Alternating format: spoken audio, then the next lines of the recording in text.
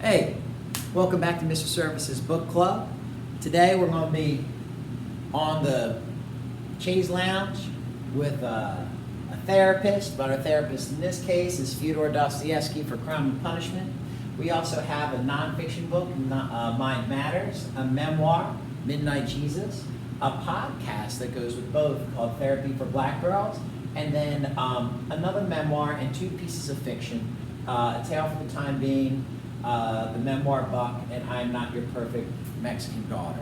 As we go through, we'll find out how these books interconnect, and I'll sort of try to recommend them in what order I think they ought to be read, but how they're presented will be a different order than how I would suggest reading them, but that's just to give you the information clearly and give you an idea of how the books connect and why they would inform my teaching practice, and why as a parent I enjoy them, and why as just a reader I really like them. All right, so let's check them out.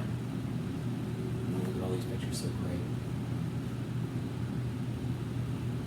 I wanted to start with the most literary, which is Crime and Punishment. Crime and Punishment centers around the character Raskolnikov. He murders a storekeeper, a pawn shop owner, and he justifies it in his mind. And then the rest of the novel is kind of like a reverse whodunit. We know who did it, and it's will he turn himself in or not.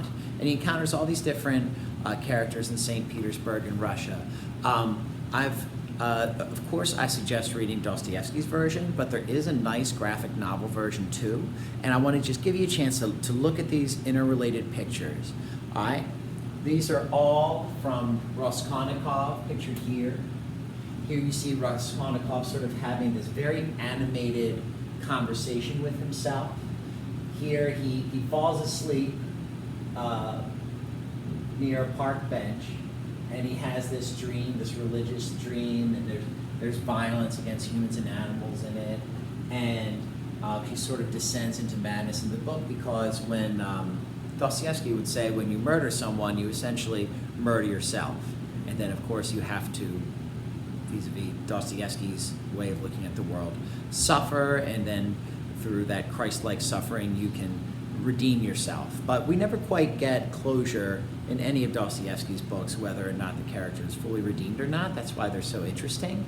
And of course they have the texture, the psychological texture of his characters is so dead on. Interruption. If there's any student in the building that would like to have a box lunch, please come to the cafeteria. If there's any student in the building that would like to have a box lunch, please come to the cafeteria. Ooh, okay, so the life in middle school. So Crime and Punishment is a great way to think about the relationship between mental health and literature, and it's also just a great book. All right, so world classic. The graphic novel is absolutely compelling as well. Another book I'd like to take a look at is a nonfiction book, and it's actually a professional book. It's suggested that psychiatrists read it. It is important that you know that I am not a psychiatrist. I don't have a medical degree. I have a bachelor's and a master's degree, none of which qualify me to help people directly with mental health. I'm just sharing some books that I've read and resources that I've enjoyed and that have given me some key insights in my teaching practice as a teacher. So this is Mind Matters, a resource guide to psychiatry for Black communities. And what I liked about this is they provide these stories, these example stories, and this one just happens to be bipolar, but they have it for just about everything you'll find in the DSM-4 in this book.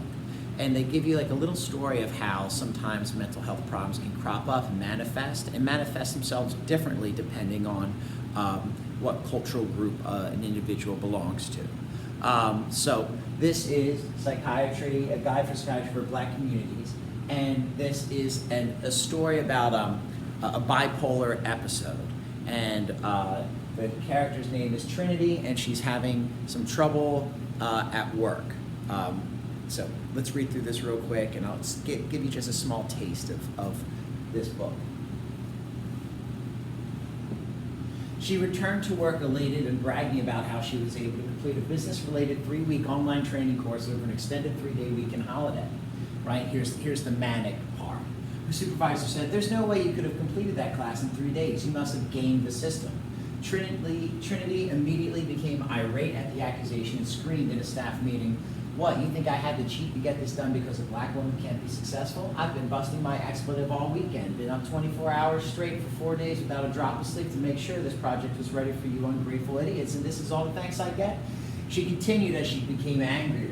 She began yelling to the point that her speech was incoherent. When she was asked to leave, she started shouting expletives, accused her immediate supervisor of playing favorites due to her having an extramarital affair with her coworker, grabbed her purse and stormed out. What is a bipolar disorder, right? And then they give you the full breakdown. But you can see that the character of this example has some specifics that you wouldn't expect to hear, right? But they're more specific to the experience that a black woman or black man would go through. And that's why I appreciated this. It's a nice resource. It gives you a sense of how far behind the field of psychiatry was in being culturally aware, and this book seeks to address that. So I appreciated that and thought it was sort of a nice book that kind of held together a lot of these other texts we're going to see that have all sorts of different cultural differences. All right? All right. Jamie Blaine, the late-night psychiatric crisis guy. It's right there in the title. He's a late-night psychiatric counselor. He worked in different institutions and then also did home visits as well. This is just a small piece of his memoir, but it also has a pretty significant religious component. That's what I liked about it.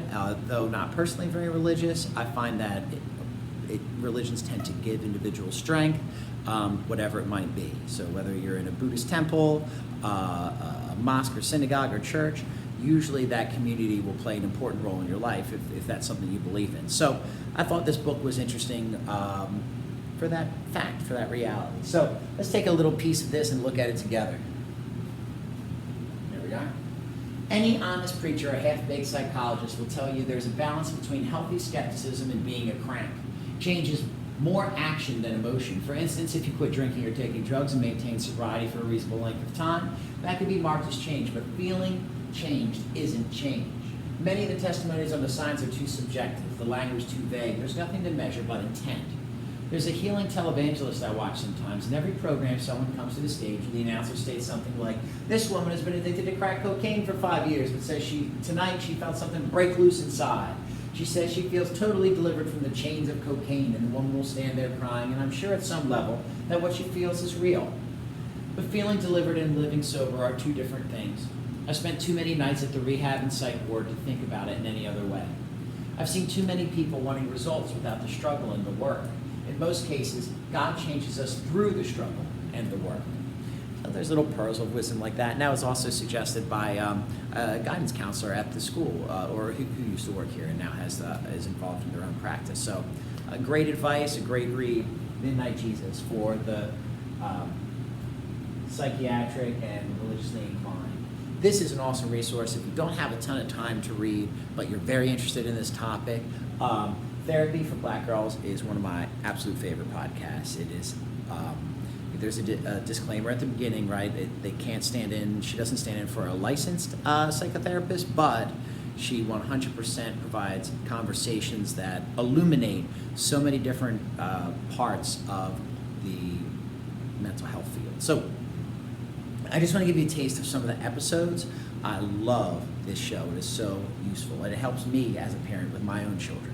All right, so race-related stress, teen girls and bullying, life with bipolar disorder, heck loose boundaries, all the details about ADHD, colorism and texturism, helping children regulate their emotions, especially helpful as a parent and teacher, things to consider as a step-parent, right? And there are hundreds of free episodes, and I find the host to be extremely listenable and useful, and always has great guests that are always licensed clinicians almost every single episode. So it is just a wealth of knowledge, and you just put them in the old earbuds and booyah, grandpa, you got everything you need.